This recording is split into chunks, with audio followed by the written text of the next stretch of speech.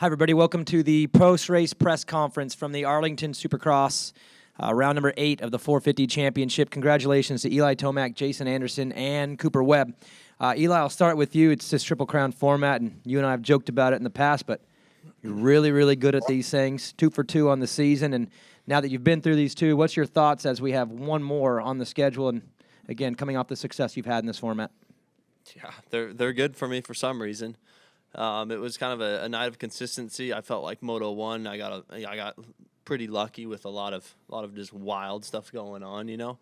But and that was it. And then Moto 2 and 3, you know, that was the good racing for me. It was exciting. You know, me and Jason made a bunch of passes on each other. It was just a fun night of racing. So can't complain about these things at this point. You know, another overall and just a good weekend. You didn't win the third race, but was it still fun to get into that back and forth like that? You guys were playing a little bit of a game. The crowd was into it. Is it still fun even when you don't come out on top in an individual race like that? Oh, yeah. It was fun. I mean, we had a couple good moments. One time we went over the finish line. I almost thought we were going to roll it. It was pretty fun. We were both just waiting, and then we doubled. And then another time, like, going into that 90 before the whoops, you know, I felt like he was better than me on the inside rut, so then I moved the inside rut, and then that lap that I went over there, he rolled it. I'm like, gosh, dang it, that was maybe my chance. So other than that, it was just, tucked in behind him, and that was it. You know, I knew the point spread, so just stayed there. Congratulations. We'll start with Jason Wygant. Yeah, thanks, Jason Wygant, Racer X. I'll kind of ask you, Jason, about your perspective in that same battle. Just talk about the level and how hard you guys are pushing when you're in those battles and what that intensity is like. Yeah, you know, I think for us right now, I think we're riding really good, and man, you know, it's hard for each of us to break away from each other. You know, I feel like if he's in front, it's hard for him to break away from me, and if I'm in front, it's hard for me to break away from him. So it just makes that racecraft so important, you know, and yeah, like he said, like we went over the finish in one lap. I wanted to square him up, but he read me like a book, so it was hard for me to do it, you know. And then you come into other corners, and he goes to the inside because he thinks I'm gonna, you know, dive in the inside, and I'm just like setting up outside. So it's like, it's just a game, you know. But at the same time, we're ripping while we're doing it, so it's pretty awesome. And I guess that's what the fans need, and I enjoy racing like that. So it's fun. David Iser. Thanks, Daniel. You, by the way, did a great job in the booth the last couple of rounds, man. You made us proud. So, Jason, this one's for you. You obviously have the pace. You have 9 rounds left in the championship. Do you ever think about maybe picking and choosing your passes where there's not so much contact, you can either take out another rider or yourself going forward? Yeah, I mean, that's the goal, but I just didn't accomplish that one time tonight, you know, and it was a mistake on my part. But yeah, it's tough because, you know, you get so antsy to get by guys, and it was a mistake. But at the same time, I'm just trying my hardest and trying to get by guys. But yeah, I need to. That cost me the win tonight, you know, overall. So it was a mistake. And have you talked to Malcolm about that? Oh, I tried to say something to him, but he was really heated. But I was like, I landed off that triple, and I gassed it. And as soon as I gassed it, I was like, I'm going too fast. And I really didn't try and turn. I was trying to just stop. And once I made contact with him, it was over. But, yeah, I apologized to him, but he was kind of heated. But I guess understandable. You know what I'm saying? So I just tried to brush it off and try and ride my race and move on to the next 2. All right, thank you. Yep. Jamie, Moto X Pod. Hey, Cooper, man, much improved tonight, it seemed like, riding-wise. Bike setup seemed a little better. When we talked yesterday, anything make you angry to get you fired up, or what was it that made those improvements? Yeah, I think just being back in the mix last week was a confidence boost, and just had a really good week of riding and training. And, I mean, Dallas is always usually a good one for me. So, you know, the first one got a good start and stayed out of trouble and you know, got my, if you want to call it a win or whatever, which was nice. And then was in the mix the rest of the night. That last one was a bummer going down on the first turn, but it is what it is. I felt like I rode really well and obviously made a good charge to be able to get back onto the podium, which was important. So we'll keep fighting, and it's just good to be back in the battle, but definitely want to go after a win here soon. Absolutely. Thanks, man. Trent, Moto Limited. Yeah, thanks, DB. I'll go stick with Coop. Coop, as Jamie alluded to, much better over the last couple of weeks. Obviously, been talks about a little bit of change in your program. Is that the difference right now, or is it a combination of that and the bike? Yeah, it's a little bit of a combo. I mean, just for me, getting back to Florida was nice, and just leaving California, all the noise for me was tough. So anyway, just kind of being back with the guys back at 83, and riding with Jed and training with those guys has been good. So just kind of getting back to things. Obviously, we've made improvements with the bike, but overall, I think just being back in Florida and working on things and working on what I needed to be better at, which is now kind of improving, I think, the results. So yeah, we'll keep working, and like I said, try to get up a few more spots. Awesome job. Thank you. Brad Gephardt. Thanks, Dad. Brad Gebhardt, Big MX Radio. Let's go to Eli on this one. Eli, break down for us a little bit your current schedule for training. Whereabouts are you, and what are the advantages of that, and what are some things that make it a little bit more difficult? Well, now I'm back in Colorado, so that's it for me. I made the move last week, and right now that's all I'm doing. What do we got? Daytona next week, so I'm staying there, and don't have any plans to do anything else right now. All right, perfect. Thank you. Mitch Kendra. Mitch Kendra from Racer X. Hey, Jason. So obviously you've been riding really well, and you're able to pass Eli, who's maybe riding the best of his career. Is there a little bit of thought that kind of creeps into your mind, without maybe a takeout Bam Bam did you at the first round and the bike issues at San Diego? Is there maybe kind of some ideas that creep in the back of your head, like, hey, like I could be the one in the points lead? Or I guess how do you kind of keep your mindset calm and you're still in the fight even though you don't have the points lead? Yeah, realistically, you have those things, that happen that cost you points, but it's out of my control, and I can only look forward and be the best I can be. I know that's kind of stereotypical to say, but it's the truth, and that's all you could do. It's just trying to simplify it and move on week to week, and just try and be your best. And you could be bummed on nights whenever you get I was laying on the ground or my bike broke, but those are just emotions that you got to embrace, and you got to just roll with the punches and just try your best every time you're out there. And that's kind of how I'm trying to play it right now. So whether I'm in the points lead, down on the points lead, wherever I'm at, I'm just gonna keep trying. Awesome, thanks. Revista Moto. Hey, thank you, Daniel. Hey, Jason, when at the start of the season, would you have put money on yourself to be in this position? It seemed like you might have been an outlier. There was a lot of talk about Eli, Cooper Webb, and Kenny Roczen. Are you? We all know how talented you are, but are you surprised that you are where you are right now? Yeah, I mean, realistically, I know how good I am. You know what I'm saying?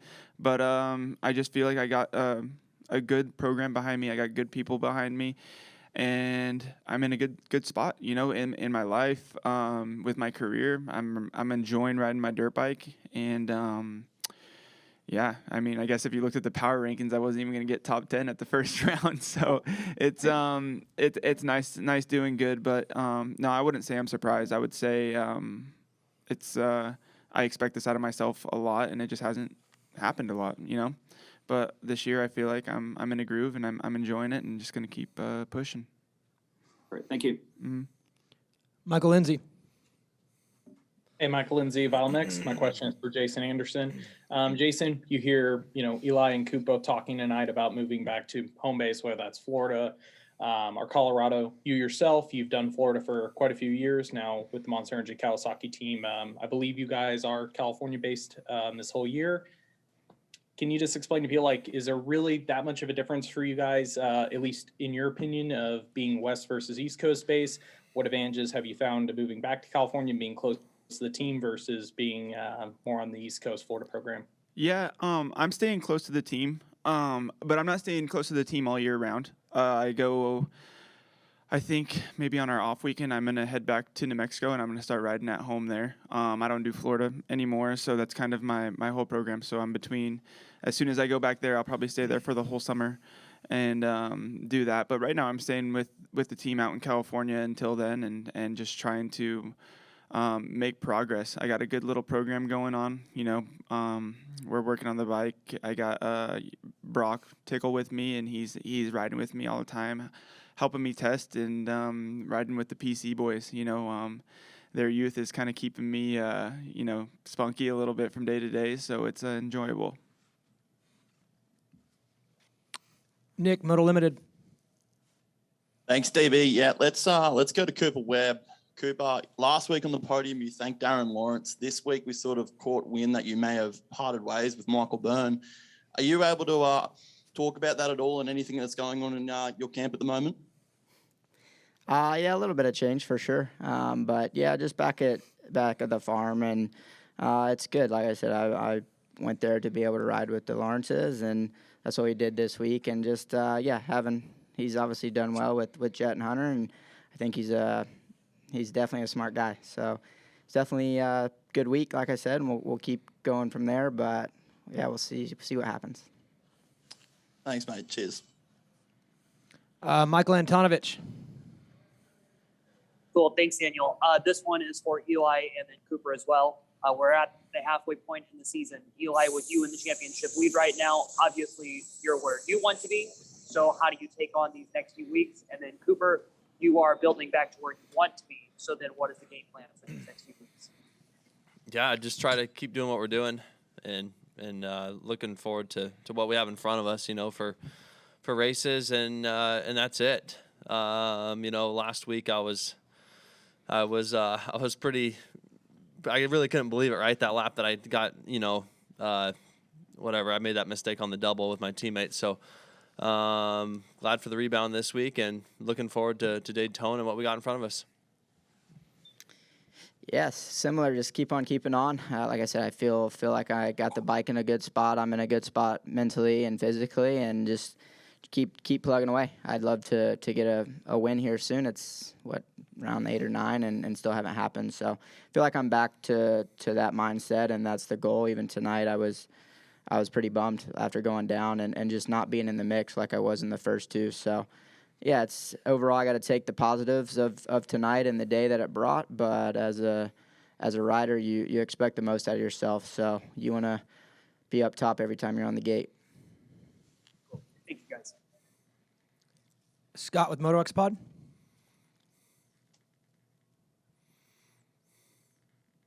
You're on mute. Sorry, Scott with the MotoX Pod Show. My question's for Jason Anderson. Jason, you've been riding with this assertive and intensity that has really been fun to watch you ride. And I just kind of wanted to know how you feel mentally. Is this the Jason that you've kind of always wanted to be? Yeah, I mean, obviously I've always wanted to be a guy battling for wins and on the podium often. And for me, I feel like I'm doing that right now. Being in the championship hunt any year is our goal. Growing up as a kid, that's always been our dream, is to be in that hunt. And right now it's cool because it's very close. The points keep yo-yoing and stuff like that. But I just want to fight, and then in my riding, I think I'm showing that. I feel like I want it, and as far as the intensity and stuff like that, I think when you have that want to win, it comes pretty easy. So it's good. Thank you. David Iser. Thanks, Daniel. Coop, this one's for you. The race chasing down Barsh, it was vintage Coop. We kind of all knew what was going to happen. You had a few laps to go, and you made that pass happen. Talk about what it was like to be back in the heat of that battle, then also that sweet pass under the over-under bridge. Yeah, it was good, man. Like you said, to kind of just be back up front and going for a win, and late race, feeling good, feeling spunky, and yeah, just kind of felt like it was meant to be, I guess you could say. But obviously there was some carnage that put me in that position, but it's racing, and yeah, it was nice to like I said, even though it's not a real main event, just get a win in general and be back up front and in the mix is nice. And then the whoop section seems like you guys were even, and then you set him up under the over-under bridge. Yeah. I actually, felt really good on the whole track, and Bam Bam's a tough one to pass, especially when you pass him, he's coming back for vengeance. So had to kind of plan it and made the pass and set myself up to not get past in the next turn, and was able to hold it down, which was nice. Congrats, thanks. Brad Gephardt. Thanks, Daniel. Brad Gebhardt, Big MX Radio. Let's go with Coop again here. What adjustments have you made to the bike in the last couple of weeks, as well as what adjustments have you made to your riding style to better adapt yourself to this bike? We changed about everything, to be fair. So we're on something totally new, which is giving me some confidence. And then, I think the bottom line is I just was slow, but so we really worked on getting faster this week and just improving in some places that we need to be faster. And like I said, I feel like it translated a little bit more today. There's still room to improve, and I need to be better, but sometimes it's breaking down what you really do need to improve and actually improving it, and not just trusting the process or whatever you want to call it. So like I said, I think it was good to look in the mirror, be back in Florida, and get to work and no excuse, just get better and try to turn the season around. All right. Thanks. Good job tonight. Trent with Moto Limited. Thanks, DB. Trent, Moto Limited Show. I'll go to Eli. Eli, you've talked in the past how Triple Crowns are, intense and, not the most fun as a rider to go and race. Tonight, the roller coaster up and down of your results, good rides, having to come through the pack. Is it more mentally fatiguing a night like tonight than, say, what you had to go through last week coming through the back of the pack? What's the difference between the two? Well, the thing is with these, it's like, if you have like a bad first one, or if you're like podium, you're like, well, I have a chance still. I'm still in the game. That's the good thing about them. But the bad thing is like, there's 3 races and they're gnarly and a lot of stuff happens in them. That's just the way they are. And I don't know. Like tonight, it didn't feel too bad, like too gnarly. But there's definitely certain tracks and certain places where they are gnarly. I'm okay with them, I guess now. Awesome, thank you. Michael Lindsay, last one. Questions for Eli Tomac. Eli, I would say from watching the race tonight, I think a lot of riders, both classes, were caught out by track conditions, maybe it being a little bit less traction than some guys expected based on the amount of mistakes we saw. Did you notice personally a difference in Arlington this year? Did it catch you off guard at all? And between the 3 mains, did you end up having to chase any changes to adapt to the material tonight, or were you able to basically run with what you know all evening? Yeah, it was a track that had a hard base on it, and the dirt looks really good, and it is like it has good fluff in it, but there was still a dry base underneath that you kind of had to fight, and pay attention to. It was easy to slide, and once again the whoops were pretty nasty. I mean they get beat up every weekend, but these were kind of West Coast style whoops, where you're dancing around. So it was a little bit of both. Like you get some traction in some of the fluff, but there was definitely a base there. All right, off to Daytona. You guys cool with 80-degree weather next Saturday? Yeah. Okay, congratulations. See you next week.